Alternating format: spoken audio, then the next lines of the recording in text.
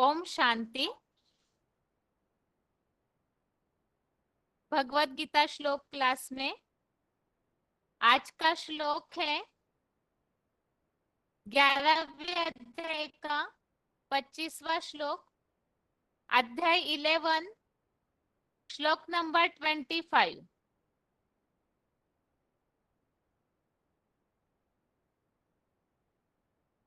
श्लोक है,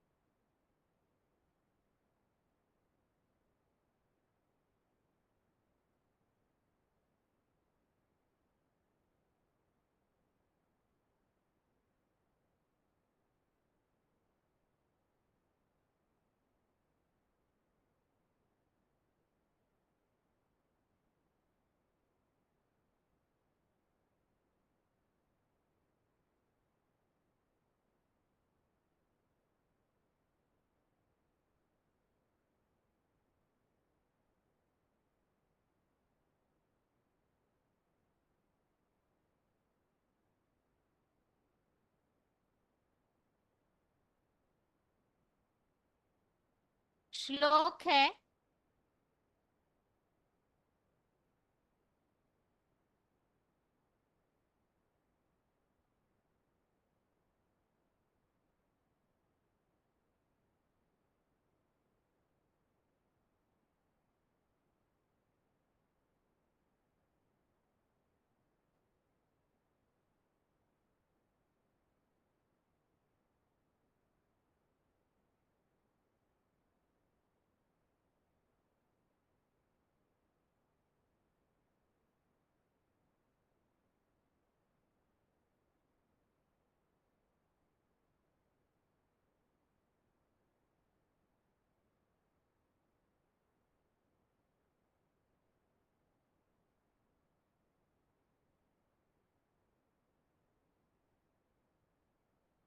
ग्यारहवें अध्याय का 25वां श्लोक है।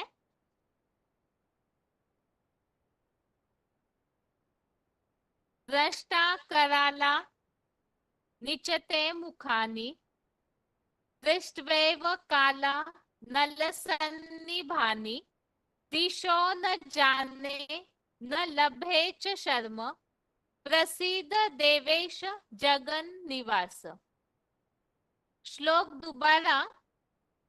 दृष्टा कराला निचते मुखानि दृष्ट्वैव काला नलसन्निभानि दिशो न जाने न लभे च शर्म प्रसीद देवेश जगन निवास। श्लोक फिर से। दृष्टा करालानि दृष्टा कराला निचते मुखानि दृष्ट्वैव काला नलसन्निभानि दिशो न जाने न लभे च शर्म प्रसीद देवेश जगन निवास। श्लोक का संधि विच्छेद है। दृष्टा करालानि च ते मुखानि दृष्ट्वा एव काला नलसन्निभानि दिशः न जाने न लभे च शर्म प्रसीद देवेश जगन निवास। 11वें अध्याय के 25वें श्लोक का संधि विच्छेद दोबारा। दृष्टा करालानि च ते मुखानि दृष्ट्वा एव काला नलसन्निभानि दिशः न जाने न लभे च शर्म प्रसीद देवेश जगन निवास। अभी शब्दों के अर्थ है देवेश अर्थात हे देवों के ईश महादेव। जगन निवास अर्थात हे जगन्नाथ। दृष्टा करालानी अर्थात विकराल दाढ़ों वाले। च अर्थात और काला नलसन्निभानी अर्थात प्रलयकालीन आग जैसी उगलती। ते अर्थात आपकी। यहाँ पर काला नल सन्निभानी इसमें शब्द जुड़े हुए हैं। वैसे काला मतलब प्रलयकालीन, अनल काल अर्थात प्रलय काल, अनल अर्थात अग्नि और सन्निभानी अर्थात जैसी उगलती। तो काला नल सन्निभानी अर्थात प्रलयकालीन आग जैसी उगलती। ते अर्थात आपकी, मुखानी अर्थात मुखों को, दृष्टवा अर्थात देखकर, एव अर्थात ही, दिशः अर्थात दिशाएं, न जाने अर्थात भूल गया हूं, च अर्थात और, शर्म अर्थात चैन, न अर्थात नहीं, लभे अर्थात पड़ता, प्रसिद्ध अर्थात प्रसन्न हो जाइए। शब्दों के अर्थ दोबारा। देवेश अर्थात हे देवों के ईश महादेव। जगन निवास अर्थात हे जगन्नाथ। दृष्टा करालानी अर्थात विकराल दाढ़ों वाले। च अर्थात और, काला नल सन्निभानी अर्थात प्रलयकालीन आग जैसी उगलती। इसमें जैसे दो तीन शब्द है, वैसे श्लोक में जुड़े हुए शब्द है, लेकिन जैसे कि शब्दों को अगर अलग से देखें तो काल अर्थात प्रलय काल, प्रलयकालीन, अनल काल, अनल सन्निभानी, ऐसे है ये शब्द। तो काल अर्थात प्रलय काल, अनल अर्थात अग्नि और सन्निभानी अर्थात जैसी उगलती। काला नल सन्निभानी अर्थात प्रलयकालीन आग जैसी उगलती। ते अर्थात आपकी, मुखानी अर्थात मुखों को, दृष्टवा अर्थात देखकर, एव अर्थात ही, दिशः अर्थात दिशाएं, न अर्थात न जाने अर्थात भूल गया हूं, च अर्थात और, शर्म अर्थात चैन, न अर्थात नहीं, लभे अर्थात पड़ता। प्रसिद्ध अर्थात प्रसन्न हो जाइए। अभी श्लोक का अर्थ है हे देवों के ईश महादेव। हे जगन्नाथ, विकराल दाढ़ों वाले और प्रलयकालीन आग जैसी उगलती आपकी मुखों को देखकर ही दिशाएं भूल गया हूं। और चैन नहीं पड़ता, प्रसन्न हो जाइए। अभी तक के श्लोकों में हम विकराल रूप की बातें ही लगातार समझ रहे हैं, और विकराल रूप में खास तो विराट रूप जो दिखने में आया अर्जुन को, वो बहुत भयंकर रूप दिखने में आया, जिसे बताया है कि ये रौद्र रूप है। रौद्र रूप अर्थात ही भयंकर रूप। और इसमें ये बताया हुआ है कि विनाश काल में जैसे कि आग निकलती है और ये रुद्र रूप के विकराल दाढ़ों में सारी दुनिया चबाई जाती है, इसके साथ जो मुख मुख से आग निकलती है। शास्त्रों में जो विराट रूप का चित्र है उसमें तो स्थूल आग दिखाई हुई है, और भक्तों ने, गीता पाठियों ने भी ऐसे ही समझा है कि सच में ही भगवान के मुख से आग निकलती हो। यहाँ कोई स्थूल आग की बात नहीं है वास्तव में, तो भगवान की वाणी ऐसी होती है। वास्तव में विराट रूप अर्थात ही जब एक हीरो पार्टधारी मनुष्य सृष्टि का बीज ही योग ऊर्जा से संपन्न अवस्था में विराट रूप धारण करते हैं, तो उस समय ये सृष्टि भी इस तरह से विनाशकारी बन जाती है, क्योंकि सृष्टि की तामसी आत्माएं जब सुधरने के लिए, परिवर्तन के लिए तैयार नहीं है, तो भगवान ऐसा विराट रूप धारण करते हैं, और उस समय इसी सृष्टि में भी विनाश की जो परछाई छा जाती है, जो विनाश का तांडव शुरू होता है, तो वही वास्तव में जैसे जैसे स्थापना का कार्य बहुत तीव्र गति से होगा, तो विनाश भी तीव्रता से होने लगेगा। तो ऐसे समय में जो सृष्टि की हालत है, उस समय बम्बों के द्वारा, भूकंपों के द्वारा, ज्वालामुखी के द्वारा सृष्टि में भी स्थूल आग का तांडव होगा ही होगा।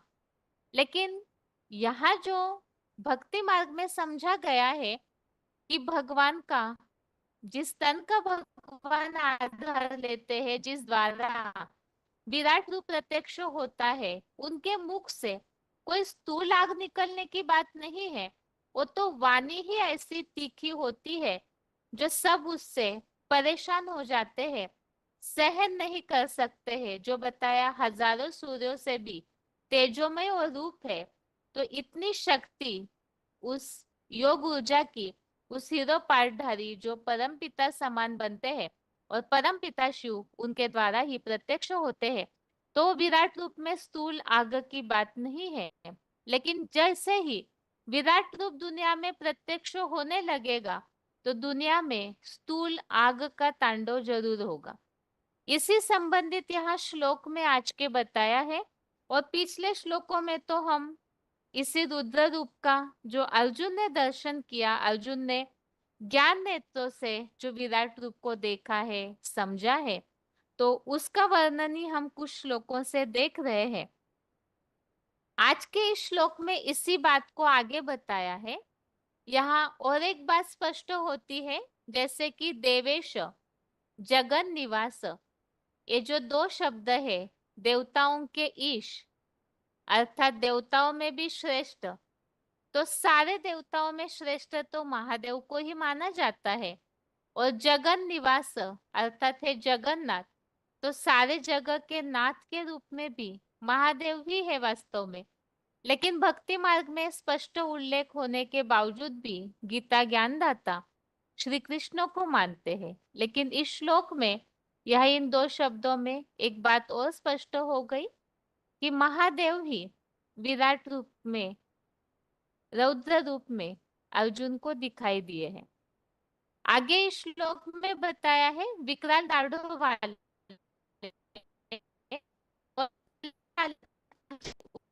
आपके मुखों को देखकर दिशाएं भूल गया हूँ।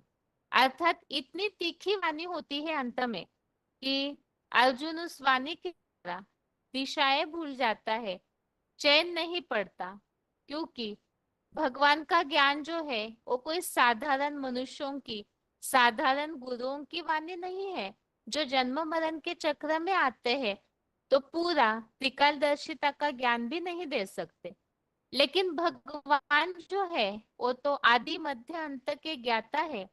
इसके पहले श्लोक में ही, पिछले श्लोकों में जैसे हमने देखा है, 11वें अध्याय के 18, 19, अध्याय 11, 18 और 19 श्लोक में इस बात को स्पष्ट किया हुआ है।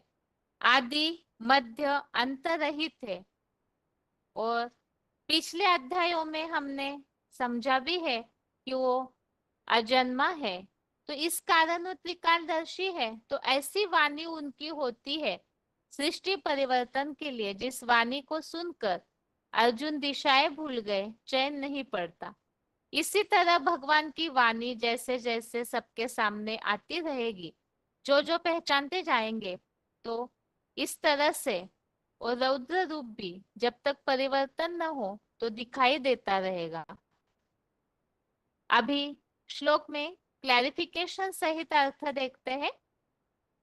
हे देवों के ईश महादेव, हे जगन्नाथ, नीचे ऊपर के बम्बो रूपी विकराल दाढ़ों वाले और पुरुषोत्तम संगमी प्रलयकालीन आग जैसी उगलती आपकी क्रांतिकारी वाणी के मुखों को देख कर ही दिशाएं भी भूल गया हूँ। फिर उस वाणी का चिंतन करने से तो और चैन नहीं पड़ता।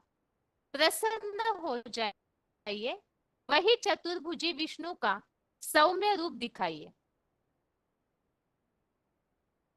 तो शुरू में तो अर्जुन ने ही भगवान से कहा था कि आपका जो विराट रूप है वो मैं देखना चाहता हूँ। तो इसीलिए भगवान ने अर्जुन को विराट रूप दिखाना शुरू किया। तो अर्जुन ने जैसे ही ज्ञान नेत्रों से रूप देखना शुरू किया तो अर्जुन भयभीत हो गए, जो पिछले श्लोकों में भी हमने समझा है। अर्जुन भयभीत हुए, तीनों लोग भी उस विराट रूप को देख करके कांपते हैं। तो इसीलिए अर्जुन इस श्लोक में जो ऐसी प्रलयकालीन आग जैसी वाणी को देखकर दिशाएं भूल गया, चैन नहीं पड़ता है, तो इसीलिए अर्जुन ये बात बोल रहे हैं कि आप प्रसन्न हो जाइए और वही चतुर्भुजी विष्णु का सौम्य रूप दिखाइए। ये आज के श्लोक संबंधित अर्थ है। यहाँ खास बात तो है विकराल दाढ़ों की। इसके पिछले श्लोक में भी हमने 23वां जो श्लोक है उसमें भी विकराल दाढ़ों संबंधित उल्लेख देखा है कि इस तरह से नीचे ऊपर जो सारी एटम बॉम्ब रखे हुए हैं विनाशकारियों ने, तो यही भगवान की सृष्टि में विराट रूप जब प्रत्यक्ष होता है तो इन दाढ़ों के द्वारा ही विनाश की शुरुआत होती है। तो चारों तरफ ऐसी प्रलयकालीन आगे आग स्थूल में दिखेगी और भगवान की ये वाणी, क्रांतिकारी वाणी, जो क्रांति करती है, क्रांति अर्थात परिवर्तन, तो उस वाणी के द्वारा ही ऐसा परिवर्तन होने लगता है।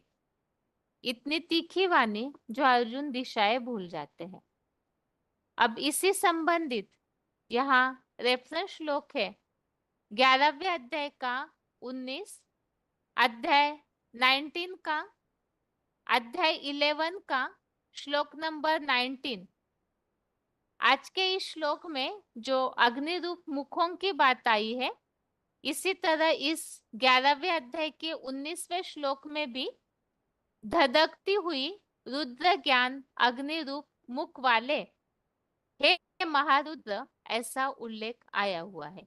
और आज के श्लोक में भी है प्रलयकालीन आग जैसी उगलती आपके मुखों को देखकर दिशाएं भूल गया हूं। अभी अगला रेफरेंस श्लोक है 11वें अध्याय का 23, अध्याय 11 का श्लोक नंबर 23। इसमें भी उल्लेख है अनेकों नीचे ऊपर एटम बम्बों की विकराल दाढ़ों वाले। और आपका ये भयंकर रूप देख करके संसार के सब लोग तथा मैं भी अत्यंत कांप रहा हूं। इसी तरह 11वें अध्याय का 27, अध्याय 11 का श्लोक नंबर 27। इस श्लोक में भी इस बात का उल्लेख है, आपके विकराल एटॉमिक मिसाइलिक दाढ़ों वाले भयंकर डरावनी वाणी वक्ता और लंबी जीभ के मुखों में तीव्रता पूर्वक सहमत हुए घुसे जा रहे, तो अंत में ये सारी दुनिया उन भगवान के मुख में समा जाएगी, अर्थात उस वाणी को स्वीकार करने की बात है। और दाढ़ों के बीच में सारी दुनिया चबाई जाएगी, जिसके लिए यहाँ नीचे भी लिखा हुआ है, दांतों के बीच में फंसे चूर चूर बुद्धि रूपी सिरों के साथ अच्छे से प्रत्यक्ष देखे जा रहे। यहाँ तो झूठी मान्यताओं की बात है, और यहाँ आज के श्लोक में बताया है, नीचे ऊपर के एटम बम्बों की विकराल दाढ़ों में सब चबा जाते हैं, सारी दुनिया उसमें नष्ट होने लगती है। अभी आज के श्लोक का अर्थ हमने समझा, खास तो जो क्रांतिकारी वाणी है और विकराल दाढ़े है, उस संबंधित आज के श्लोक में उल्लेख है। अभी आगे उच्चारण सुनते हैं, उसके बाद पॉइंट्स।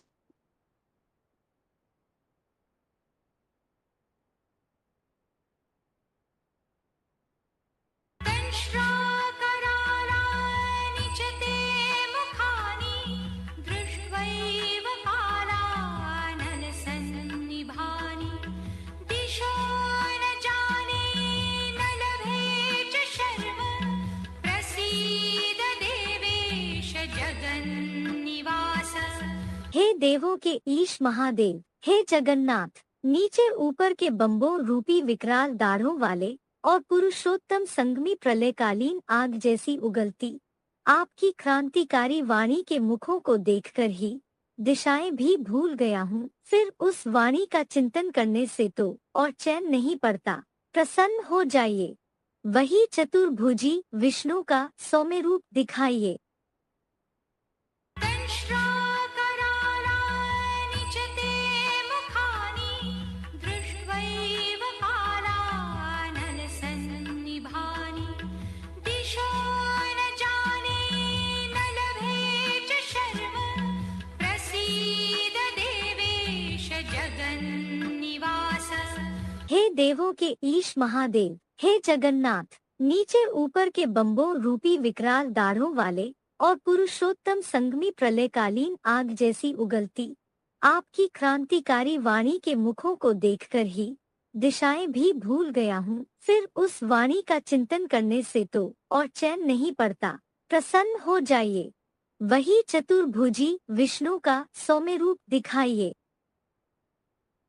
अभी आगे है श्लोक संबंधित पॉइंट्स।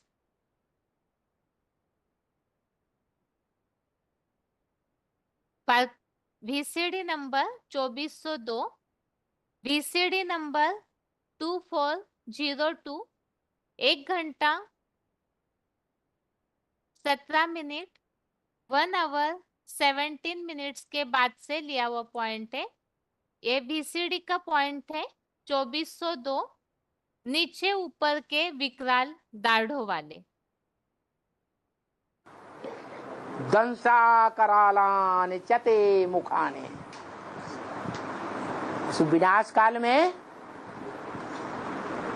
हे भगवान विराट रूप में दिखाया, ये जो तेरी दाढ़े हैं एटम बम रूपी, ये आकाश में भी तैर रही हैं, जमीन के अंदर भी सुरंगों में रखी हुई हैं। ये कलाकारों के बीच सारी दुनिया चढ़ जाती है।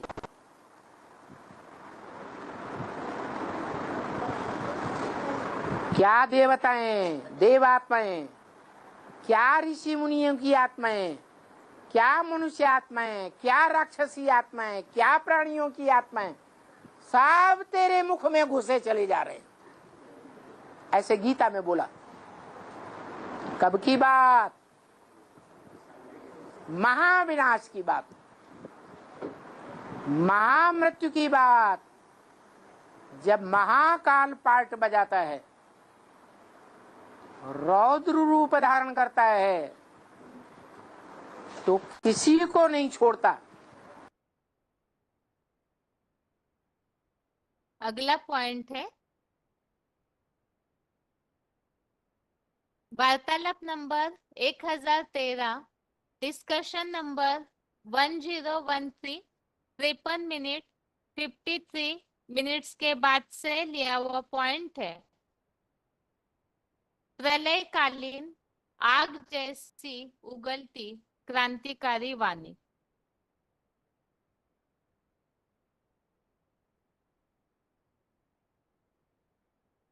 वार्तालाप नंबर 1013, डिस्कशन नंबर 1013, 53 मिनट्स के बाद से लिया हुआ पॉइंट है।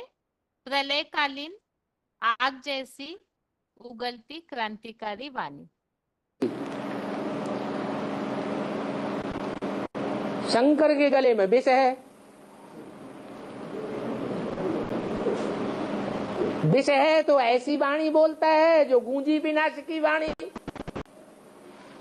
सारी दुनिया का विनाश करा देता है, क्रांति करा देता है।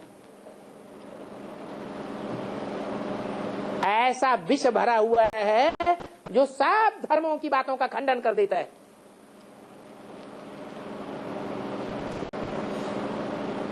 दुनियावी लोगों के लिए, दुनियावी धर्मों के लिए, धर्म के फॉलोअर्स के लिए, विधर्मियों के लिए उसकी वाणी विष के समान लगती है। ये वाणी कहां से निकलती है? पेट में से निकलती है, गले में से निकलती है? तो गले में विष दिखाई दिया है, वो स्थूल विष की बात थोड़ी है।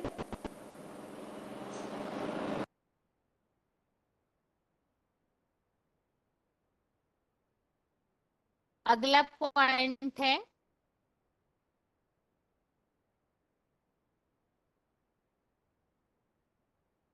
वार्तालाप नंबर 10, डिस्कशन नंबर 10, 1 घंटा 1 मिनट 1 आवर 1 मिनट के बाद से लिया हुआ पॉइंट है।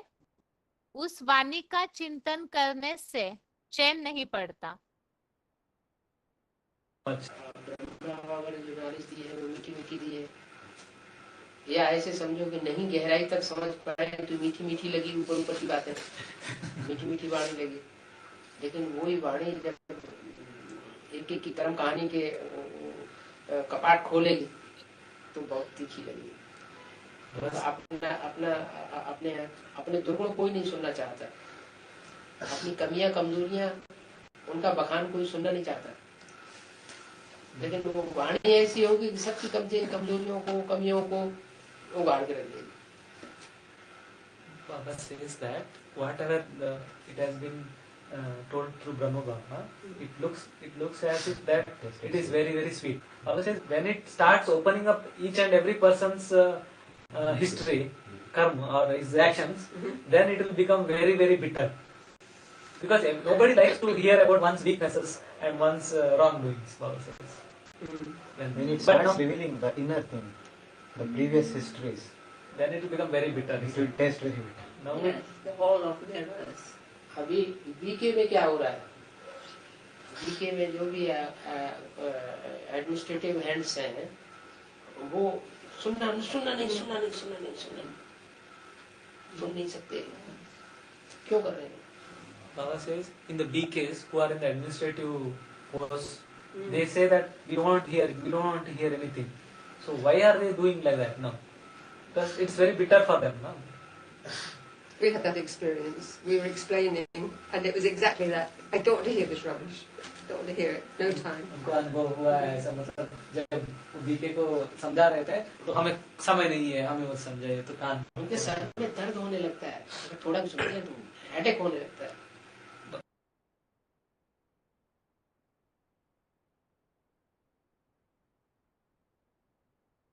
इस तरह से श्लोक संबंधित पॉइंट्स हमने समझे हैं और इसमें खास बात बताई है कि वो वाणी इतनी तीखी होती है कि जो भी सुनते हैं, जैसे खास बताया कि ऐसे बेसिक ब्राह्मण है जो विश्वास नहीं करते, निश्चय बुद्धि नहीं है, तो उनको वाणी सुन करके चैन नहीं पड़ता है, जैसे कि सिर दर्द होने लगता है, क्योंकि भगवान की वाणी इतनी ऊंची है कि उसे सहन नहीं कर सकते हैं। तो इस हिसाब से आज के श्लोक का अर्थ हमने समझा कि सारी दुनिया जब रौद्र रूप धारण करते हैं भगवान, तो उस समय सारी दुनिया उनकी विकराल दाढ़ों के बीच में चबा जाती है। सब मनुष्य, ऋषि, मुनि, प्राणी, सबके सब उसमें,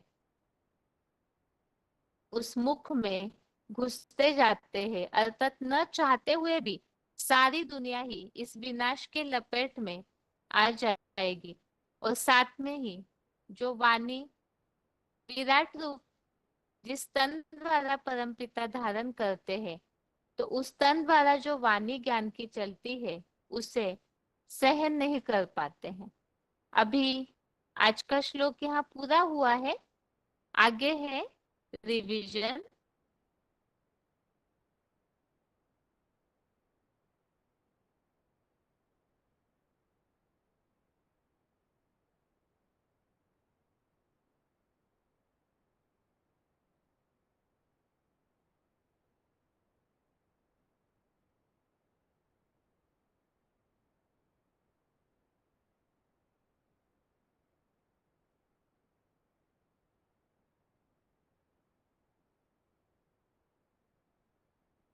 रिवीजन के लिए 9वें अध्याय का 16वां श्लोक।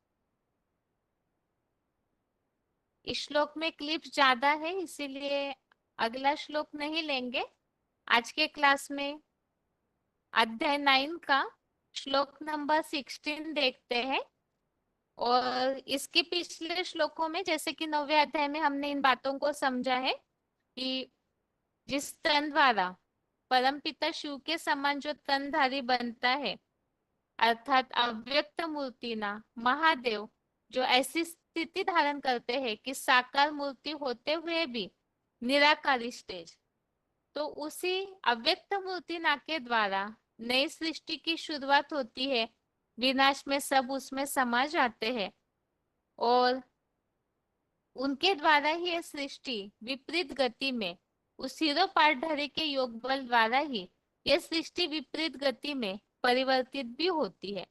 लेकिन जिस तन द्वारा ये सारा कार्य होता है, उस तनधारी को कोई भी पहचान नहीं पाते। अर्थात बताए कि उस प्राणियों के महेश्वर की मूढ़मति जो है वो अवज्ञा करते हैं।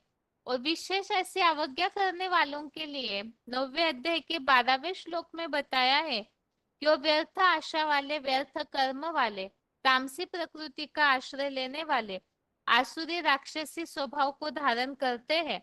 और ऐसे भी है कोई, एक तरफ है राक्षसी स्वभाव धारण करने वाले जो पहचानते नहीं, कोई तो ऐसे है जो पहचानते हैं और अव्यभिचारी रूप से याद भी करते हैं। इसमें भी कोई ऐसे है जो द्वैत भाव या अद्वैत भाव से याद करने वालों के बारे में भी 15वें श्लोक में हमने समझा था। कोई ऐसे है जो अद्वैत भाव से और कोई द्वैत भाव से भी महादेव की उपासना करते, उनके द्वारा ही अनेक प्रकार से अलग अलग, जैसे जीसस, सिद्धार्थ आदि की भी उपासना करते हैं। अर्थात पहचान करके भी कहीं ना कहीं प्रभावित हो जाते हैं, तो उनके लिए बताया। और द्वैत भाव से भक्ति करने वाले हैं।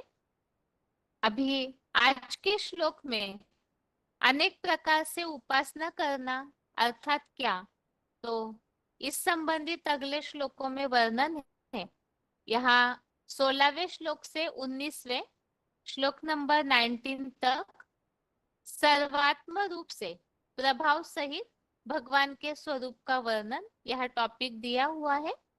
और अभी आज का श्लोक है रिवीजन में 9वें अध्याय का 16 नंबर श्लोक है। अहम क्रतुरहम यज्ञः स्वधाहम हम औषधम मंत्रो हम हमे वाच्य अहम अग्निरहम भूतम। श्लोक दोबारा। अहम क्रतुरहम यज्ञ स्वदाहम हम औषधम मंत्रो हम हमें वाच्यम अहम अग्निरहम हुतम। अर्थात मैं यज्ञराज हूँ, मैं मन वचन आदि का ज्ञान यज्ञ हूँ, परमात्मा स्मृति रूप मैं शिव बाबा ही आत्मा की शक्तिदायी हवि हूँ, मैं रोगी विकारी आत्माओं की ज्ञान योग रूपी औषधि हूँ, मैं मन मना भव का मंत्र महामंत्र हूँ, मैं श्रेष्ठतम अव्यभिचारी मनसा द्वारा स्मृति रूप घृत हूँ, मैं ज्ञान योगाग्नि हूँ, मैं ही तन मन धन समय संबंध संपर्क की त्याग रूप आहुति हूँ। तो यहाँ पर भगवान के स्वरूप का वर्णन बताया हुआ है। यज्ञ भी वही है, मन वचन आदि का ज्ञान यज्ञ है, उस यज्ञ का राजा भी है, यज्ञ में डाली जाने वाली हवि आहुति भी है और औषधि भी है, महामंत्र है, घृत है, ज्ञान योगाग्नि भी हो और आहुति भी हो। इसी के लिए नीचे फुटनोट दिया हुआ है, आदिदेव बना आदम ही सारी जड़ चेतन सृष्टि का बीज है, जिसमें सारा ही विराट पुरुष या सृष्टि वृक्ष समाया हुआ है। तो मनुष्य सृष्टि रूपी वृक्ष के बीच आदम आदिदेव और उनमें ही ये सारा सृष्टि वृक्ष समाया है और सृष्टि वृक्ष की जो भी परिक्रियाएं हैं तो वो भी उसी में समाई हुई है। तो किस तरह से शिव समान बने आदम या आदिदेव, यज्ञ यज्ञराज हवि महामंत्र है, घृत है, ज्ञान योग अग्नि कैसे है, क्योंकि यहाँ तो व्यक्तित्व की बात चल रही है, तो वो अग्नि का काम कैसे करते हैं, औषधि का काम कैसे करते हैं, उसे हम पॉइंट्स के द्वारा समझते हैं। पहले इस श्लोक संबंधित रेफरेंस श्लोक है 8वें अध्याय का चौथा, अध्याय 8 का श्लोक नंबर 4। इस 9वें अध्याय के 16वें श्लोक में उल्लेख है यज्ञराज हूँ, इसी बात के लिए यहाँ उल्लेख आया हुआ है। इस श्लोक के भावार्थ में सबसे लास्ट लाइन देखिए, अर्जुन के रथ रूप देह में रुद्र यज्ञ का अधिपति महारुद्र शिव प्लस बाबा मैं ही हूं। आगे चौथे अध्याय का 33, अध्याय 4 का श्लोक नंबर 33। इस श्लोक में ज्ञान यज्ञ के बारे में उल्लेख आया हुआ है कि जो भौतिक पदार्थों से किए हुए यज्ञ है उन यज्ञों से भी ज्ञान यज्ञ अधिक अच्छा है, क्योंकि इसमें ही सारे ही भक्ति मार्गीय जितने भी कर्म कांड है यज्ञ है वो समाप्त हो जाते हैं। तो इस श्लोक में इस बात का उल्लेख आया हुआ है। अभी आगे है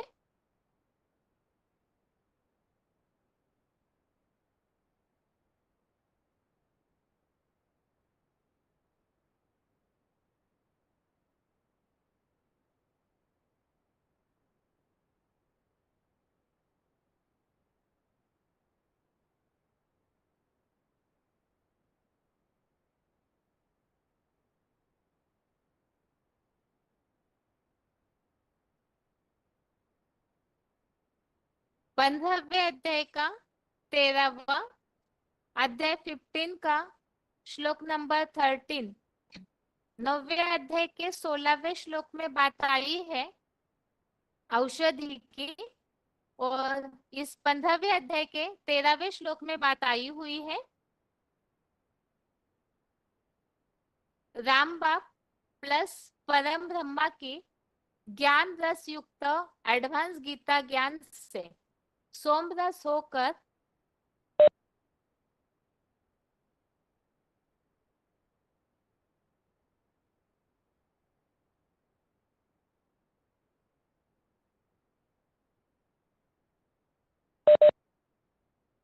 यहाँ पर बात आई है राम बाप प्लस परम ब्रह्मा की ज्ञान रस युक्त एडवांस गीता ज्ञान से सोम रस होकर मन बुद्धि सहित आत्मा की सब ज्ञान घोट औषधिया पुष्ट करता हूँ। पुष्णामि च औषधि सर्वा, अर्थात औषधियों को पुष्ट करता हूँ। और आज के श्लोक में बात आई है ज्ञान योग रूपी औषधि। तो किस तरह औषधि है, तो उसके लिए बताया हुआ है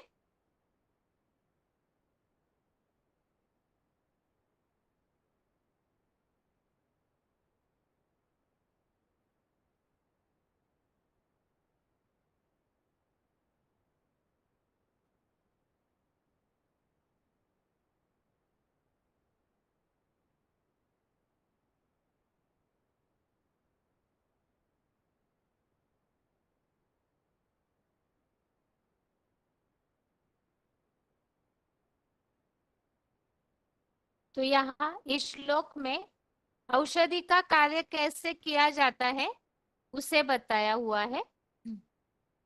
और चौथे अध्याय का 24 अध्याय 4 का श्लोक नंबर 24 इस 9वें अध्याय के 16वें श्लोक में बात आई है अर्पित हवि। तो यहाँ बताया है यज्ञ सेवा में तन धन आदि सब कुछ अर्पित हुआ ब्रह्म है। परम ब्रह्मा की योगाग्नि व ज्ञानाग्नि में अर्पित हवि, इस तरह से भी उल्लेख आया हुआ है। और इस श्लोक में तो खास बताया है कि ब्रह्मलोक, ये ब्रह्म ही वास्तव में सबके लिए गंतव्य है। तो आज के श्लोक में जैसे बताया हवि हूँ और आहुति भी हूँ, तो उसके लिए बताया हुआ है जिस तन का भगवान आधार लेते हैं तो वही वास्तव में यज्ञ कुंड है और उसी में ही सारी आहुति भी डाली जाती है। तो आहुति भी बताया हुआ है। अभी अगला श्लोक है चौथे अध्याय का 37 अध्याय 4 का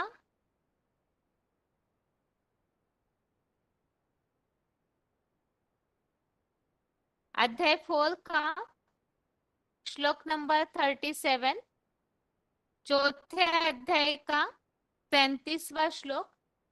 इस श्लोक में बताया हुआ है ज्ञान और योगाग्नि के बारे में। जो यहाँ बताया हुआ है इस श्लोक के भावार्थ में चौथे अध्याय के 37वें श्लोक के भावार्थ में बताया है अकूट ज्ञान योगाग्नि के भंडारी सदाशिव ज्योति प्लस यहोवा अग्निदेव, अर्थात शिव प्लस साकार बाबा की ज्ञानाग्नि सब प्रकार के पाप कर्मों को भस्म कर देती है। और इस श्लोक के नीचे फुटनोट में आया हुआ है मनुष्य सृष्टि का जो बीज है आदिदेव आदम, वही विराट पुरुष और अश्वत्थ सृष्टि का बीज है। इसी बात के लिए यहाँ दूसरे अध्याय का 17 अध्याय 2 का श्लोक नंबर 17 लिया हुआ है जिसमें बताया है जिस मानवीय सृष्टि वृक्ष के बीच महादेव द्वारा यह सारा अश्वत्थ नामक सृष्टि वृक्ष फैला है। तो इस श्लोक संबंधित 53 श्लोक हमने समझे। अभी आगे है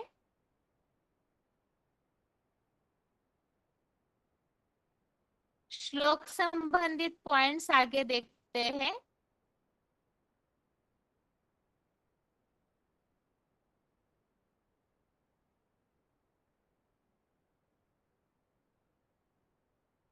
VCD number 1016, VCD number 1016 7 minute 7 minutes के बाद से लिया हुआ पॉइंट है मैं यज्ञ राज हूँ।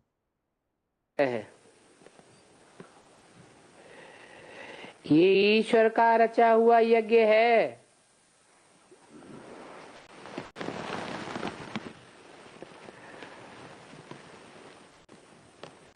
तो ईश्वरीय प्रसाद मिलता रहता है। और ये प्रसाद इतना महत्वपूर्ण है जो जन्म जन्मांतर के लिए हो जाता है। प्रसाद प्रसन्नता को कहा जाता है।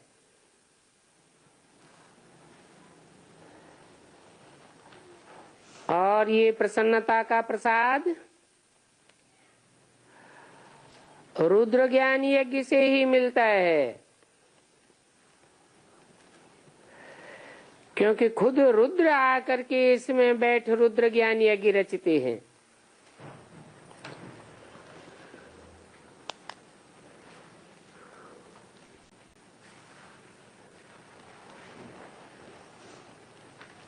आकर के रुद्र ज्ञान यज्ञ रचते हैं।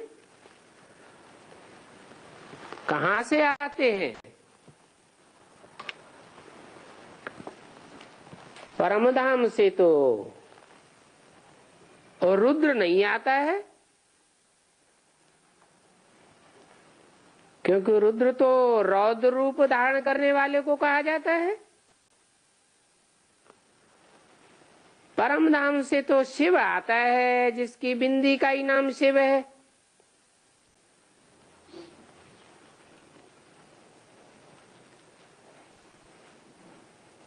शरीर बदलते जाते हैं तो नाम भी बदलते जाते हैं।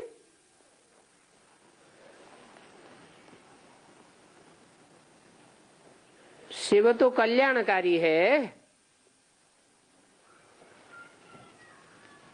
और रौद्र रूप क्यों धारण करता है?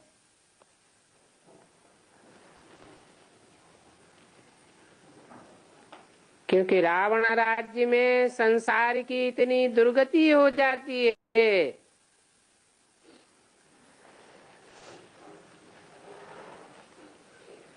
कि रुद्रावतार गाया हुआ है। इसलिए वो शिव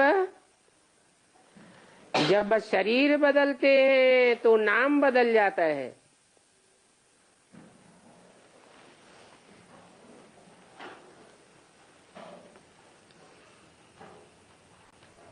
नाम पड़ता है रुद्र, जिसे रुद्र ज्ञान यज्ञ कहा जाता है। यज्ञ के आदि में ही इसका बीजारोपण हुआ, और आदि में भी बीज रूप स्टेज धारण करके और रौद्र रूप भी धारण किया।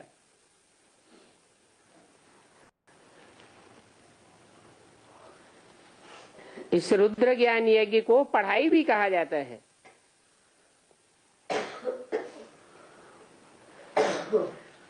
तो रुद्र शिव बाबा ही है, जो ज्ञान का सागर है। उसने ही ये यज्ञ रचा है।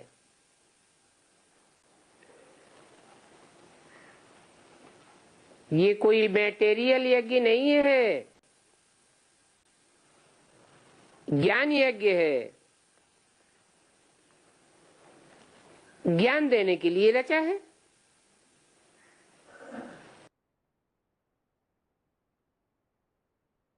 अगला पॉइंट है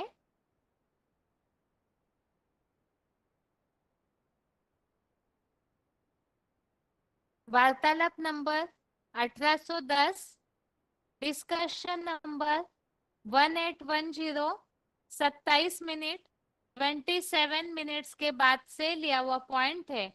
मैं मन वचन आदि का ज्ञान यज्ञ हूँ। रुद्र माने रौद्र रूप धारण किया जाए। जिस ज्ञान यज्ञ में आखिरी रौद्र रूप धारण करके उस यज्ञ को सफल कर दिया जाए। क्योंकि ब्रह्मा के सौम्य रूप से जो आसुरी धर्म फैले हुए हैं, आसुरी अज्ञान फैला हुआ है, वो नष्ट नहीं होता है। कितना भी ब्रह्मा की वाणी चलती रहे, कितना भी सद्गुणों की अव्यक्तवाणी चलती रहे, लेकिन ब्राह्मणों की दुनिया में से दुर्गुणों का विनाश है होता है नहीं होता है। तब क्या करना पड़े हैं? तब भगवान को रौद्र रूप धारण करना पड़ता है। शिव माना कल्याणकारी, वो कभी अकल्याणकारी होता ही नहीं। फिर कौन बनता है? आखिरी जिसमें वो प्रवेश करता है उसके द्वारा ऐसा तांडव ज्ञान का डांस करता है। ताड़ माने मारना, ताड़ माने पिटाई। ऐसा ज्ञान का डांस करता है पिटाई का कि सच्चे सच्चे और अच्छे अच्छे जो अपन को गुंडा समझते हैं वो सब सुधर जाते हैं। इसलिए इसका नाम रखा है रुद्र ज्ञान यज्ञ। यज्ञ के आदि में भी यही हुआ था। क्या है? स्थापना के साथ साथ यज्ञ कुंड से विनाश ज्वाला भी प्रज्वलित हुई थी। अभी भी ऐसे ही है एडवांस में। ज्ञान यज्ञ कुंड भी चल रहा है और साथ साथ गूंजी विनाश की वाणी, फिर भी कितनी कल्याणी। किसी की पिटाई वाला डांस हो रहा हो तो जिसकी पिटाई होगी वो परेशान होगा, या जिसकी पिटाई नहीं हो रही है वो परेशान होगा। है ज्ञान डांस एक ही है एडवांस का। लेकिन ब्राह्मणों का कोई वर्ग बहुत उछलता है उसे सुन करके, बहुत विरोध करता है, और कोई बड़े मजे में बड़े वाह वाह करते। क्या होगा जब विनाश होगा? तब क्या होगा? एक और वाह वाह और एक और हाय हाय। दो पार्टियां बनी हुई हैं ब्राह्मणों की दुनिया में। अभी कम हो रहा है, अंत में क्या होगा? अति का होगा। ये रुद्र ज्ञान यज्ञ अविनाशी है। आदि में भी इसका कोई विनाश नहीं कर सका और अभी भी इसका विनाश नहीं हो सकता। ये ज्ञान यज्ञ 5000 वर्ष तक ज्यों का त्यों चलता रहता है। हाँ, दुनिया की हर चीज पहले सतो प्रधान, बाद में तमो प्रधान तो होती है, लेकिन सत्य का विनाश नहीं होता।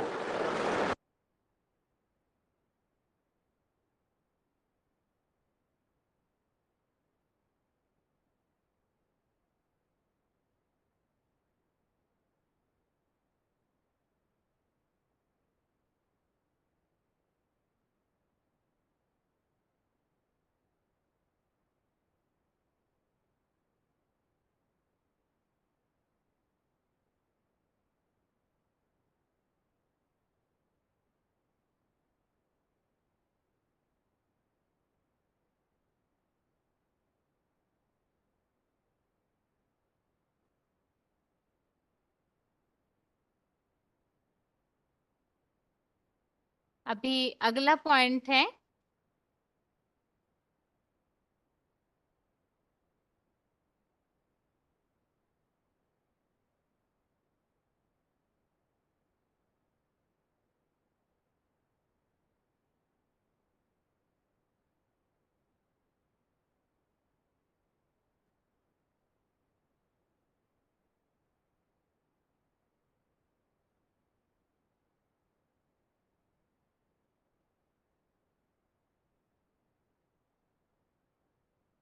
VCD number 1786, VCD number 1786, 18 minute 18 minutes के बाद से लिया हुआ पॉइंट है। मैं ज्ञान योग रूप औषधि हूँ।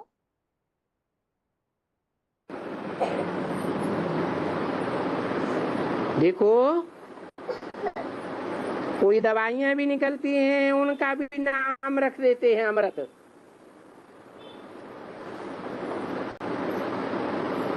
कौन सी दवाई? अमृत धारा। लाहौर में एक ने निकाली थी, बोला इस अमृत से सभी दुख दूर होते हैं, सभी बीमारियां नष्ट होती हैं। परंतु नहीं, उस अमृत धारा की बात नहीं है, काहे की बात है। ये तो बाप जो आकर के ब्रह्मा मुख से सुनाते हैं, ब्रह्मा मुख से जो वेदवाणी निकलती है, उस वेदवाणी का मंथन होता है, जिसका शास्त्र में गायन है, सागर मंथन हुआ। उस सागर के मंथन से अमृत निकला। उस अमृत से सभी दुख दूर हो जाते हैं। अभी तुम बच्चे जानते हो कि बाप बैठ करके योग सिखलाते हैं। अभी योग हुआ ना,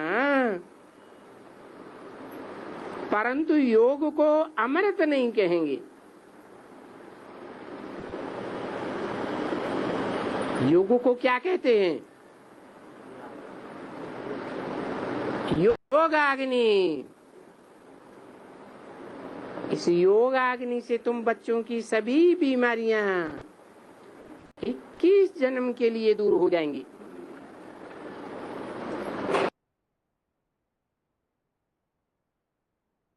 अभी अगला पॉइंट है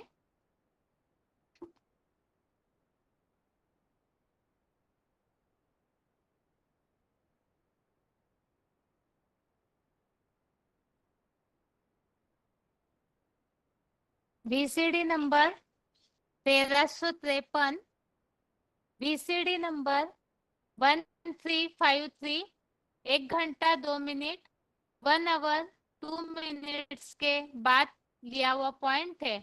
मैं श्रेष्ठतम अव्यभिचारी मनसा द्वारा स्मृति गृहीत हूँ। बाप को सुमिरो तो तुम्हारी सभी मनोकामनाएं पूरी हो जाएंगी और तुम सुखी हो जाएंगे। नहीं तो मोचरा खा करके थोड़ा सा मान मर्तबा मानी टुकड़ा मिल जाएगा, वो अच्छा नहीं है। क्योंकि सभी ताजी रोटी खाना पसंद करते हैं। तो जो भी श्रीमत मिले पहली बार, और जब भी मिले तो ताजी ताजी श्रीमत फॉलो कर लेना चाहिए। क्या? डायरेक्शन को बासी करके नहीं अमल करना है। आजकल तो जहां जाओ वहां तेल ही तेल मिलता है।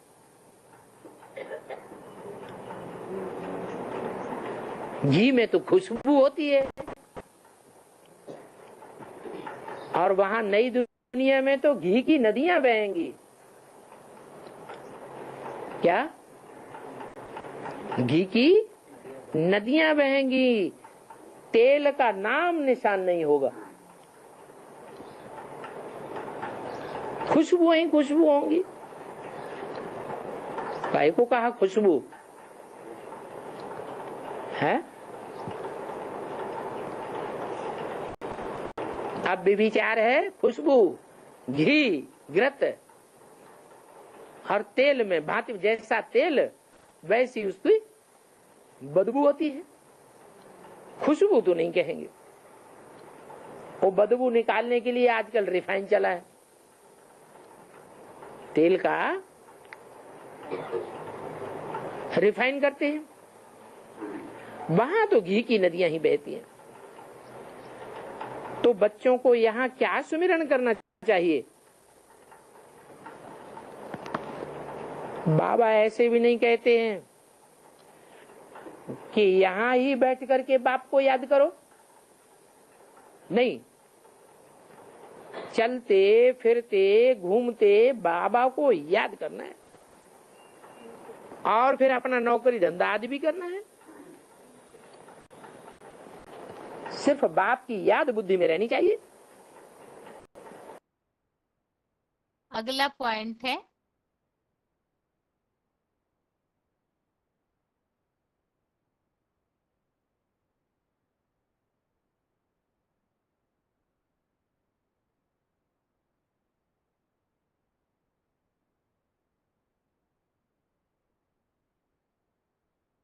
VCD number 2519, VCD number 2519, 44 minute 44 minutes के बाद लिया हुआ पॉइंट है, जो श्लोक के नीचे फुटनोट है।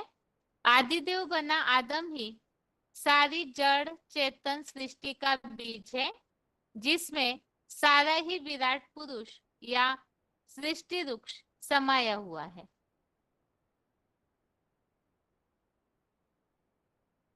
ब्राह्मण 9 कुरियों के ब्राह्मण पैदा होते हैं, सब नंबरवार पुरुषार्थी।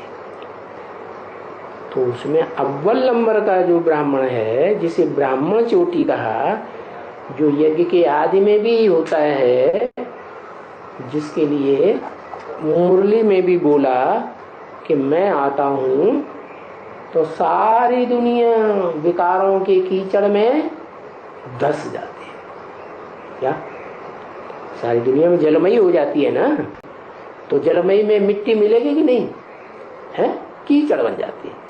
तो उस कीचड़ में, देह अभिमान की मिट्टी में सारी दुनिया डूब जाती है, सिर्फ एक चोटी बचती है, उसको कहा ब्राह्मण चोटी। वो चोटी पकड़ के खींचता है, माने वही आदम, क्या एडम की आत्मा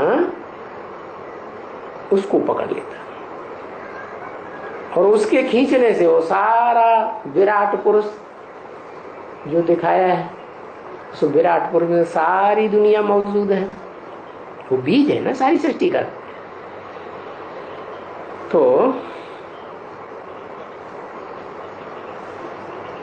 वो हुआ पहले नंबर का धर्म स्थापक। कब?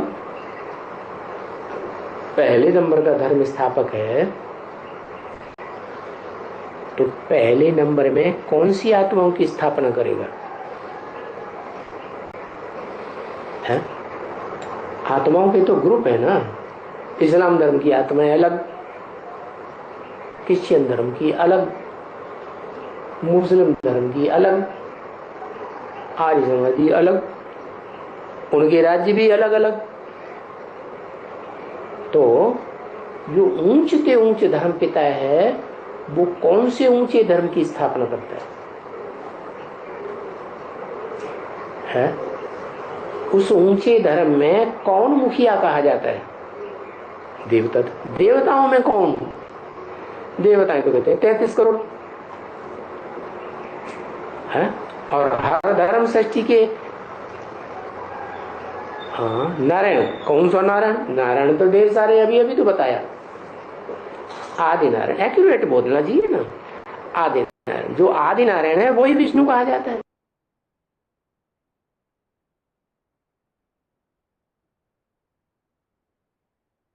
अभी आज का श्लोक देखते हैं एक बार फिर से, क्योंकि क्लास का टाइम पूरा होने जा रहा है, तो 17वां श्लोक कभी नहीं हो पाएगा। आगे है आज का श्लोक।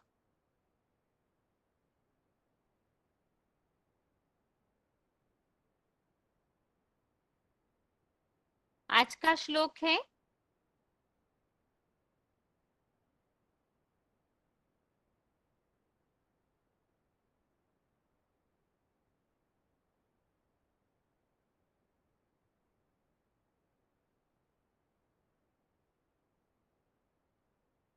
ग्यारहवें अध्याय का 25वां अध्याय 11 का श्लोक नंबर 25 है। द्रष्टा कराला नीचते मुखानि दृष्ट्वैव काला नलसन्निभानि दिशो न जाने न लभे च शर्म प्रसीद देवेश जगन निवास। श्लोक फिर से। द्रष्टा कराला नीचते मुखानि दृष्ट्वैव काला नलसन्निभानि दिशो न जाने न लभे च शर्म प्रसीद देवेश जगन निवास। अर्थात हे देवों के ईश महादेव, हे जगन्नाथ, नीचे ऊपर के बंबो रूपी विकराल दाढ़ों वाले और पुरुषोत्तम संगमी प्रलयकालीन आग जैसी उगलती आपकी क्रांतिकारी वाणी के मुखों को देखकर दिशाएं भी भूल गया हूँ। फिर उस वाणी का चिंतन करने से तो और चैन नहीं पड़ता। प्रसन्न हो जाइए, वही चतुर्भुजी विष्णु का सौम्य रूप दिखाइए। तो इस श्लोक में हमने समझा है, इसके पिछले श्लोक में भी हमने पॉइंट समझा था विकराल दाढ़ों का, और आज के श्लोक में भी हमने विकराल दाढ़ों के लिए पॉइंट समझा। इस धरती पर और आसमान में साइंस के द्वारा जो भी ऐसे विनाशकारियों के द्वारा एटम बम रखे हुए हैं, तो उन एटम बमों के बीच में आसमान में और नीचे धरती पे जो भी ऐसे एटम बॉम्ब्स दबाए हुए हैं, तो उन दाढ़ों के बीच में ये सारी दुनिया चबाई जाएगी। अर्थात एटम बमों से सारी दुनिया भस्मीभूत होगी। तो ऐसी प्रलयकालीन आग, वैसे ही जो विराट रूप की वाणी है, वो ऐसी क्रांतिकारी परिवर्तनकारी वाणी है जिसे देखकर, जिसे सुनकर अर्जुन दिशाएं भूल गया और बताया कि ऐसी वाणी सुनकर चैन नहीं पड़ता है। इसीलिए आप अपना रौद्र रूप से फिर से सौम्य रूप में आइए और चतुर्भुजी विष्णु का रूप दिखाइए। इसी श्लोक संबंधित हमने रेफरेंस श्लोक समझे थे। 11वें अध्याय का 19, अध्याय 11 का श्लोक नंबर 19 में अग्नि रूप मुखों की बात का उल्लेख है। अगले रेफरेंस श्लोक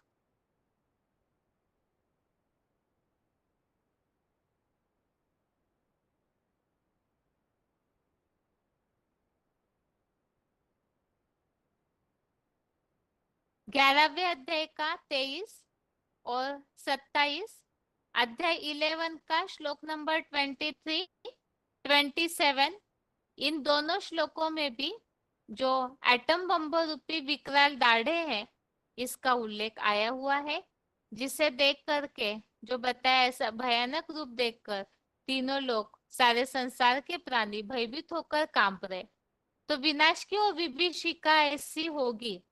एक तरफ जो विराट रूप है, वो योग ऊर्जा से संपन्न रूप ऐसी अवस्था धारण कर लेते हैं, और उनकी अवस्था के साथ साथ दूसरी ओर विनाश की विभीषिका भी शुरू होती है।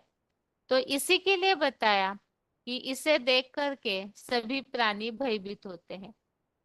ये आज के श्लोक का अर्थ खास विकराल स्वरूप की जो वाणी है उस संबंधित था, और इस श्लोक के अर्थ के साथ ही आज के 9वें अध्याय के 16वें श्लोक की रिवीजन भी हमने समझी। और इसके साथ ही आज के लिए गीता क्लास यहाँ पूरा होता है। ओम शांति।